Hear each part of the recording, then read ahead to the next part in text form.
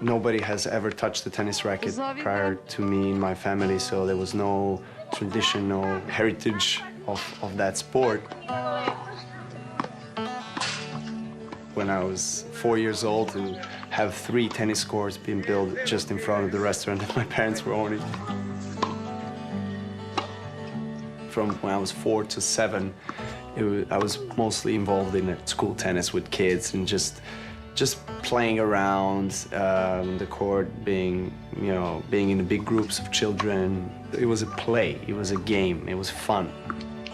When I was 7, I think that's the first time that I really had a clear vision of what I want to achieve and who I want to become in tennis. I just knew I want to become #1 and win Wimbledon, and I had such a clear vision in my mind as even creating this Wimbledon trophy out of some plastic materials and just little paper, and just trying to create visions and images in my mind and create something that would serve as a motivation and inspiration for my life.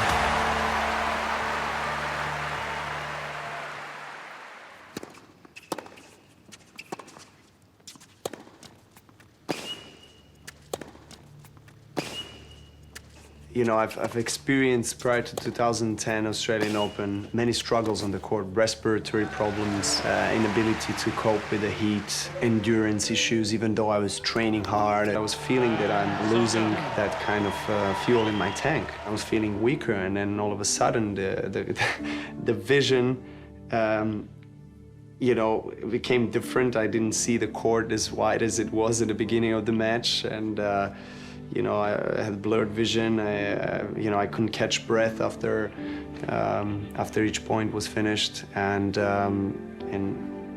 in no time he was a winner of the match. And I remember that between 4th and 5th set, I went out to throw up, and felt my stomach was aching. I felt my energy was so low, and my nose was blocked, and there was plenty of things going on. And that was not the first time. I didn't understand that there is this nutrition part that was blocking me in a way, because I wasn't eating correctly, even though I thought that I was. Tsonga leads by 4 games to 1.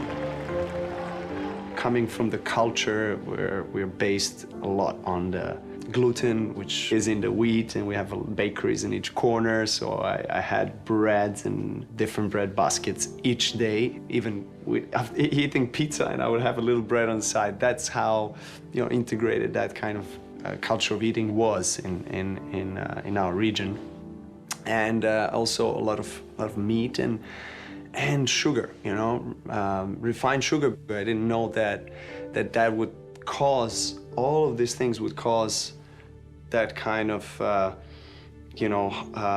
feeling of being helpless on the court and feeling of being powerless.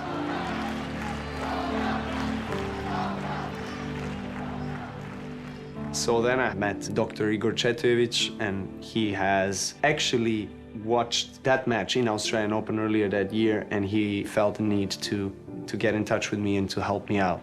And he received the data that I have a great sensitivity on gluten, no celiac disease, but great sensitivity, intolerance to gluten, to dairy products, and obviously to refined sugar. I had to, sit down, rethink, what is going on.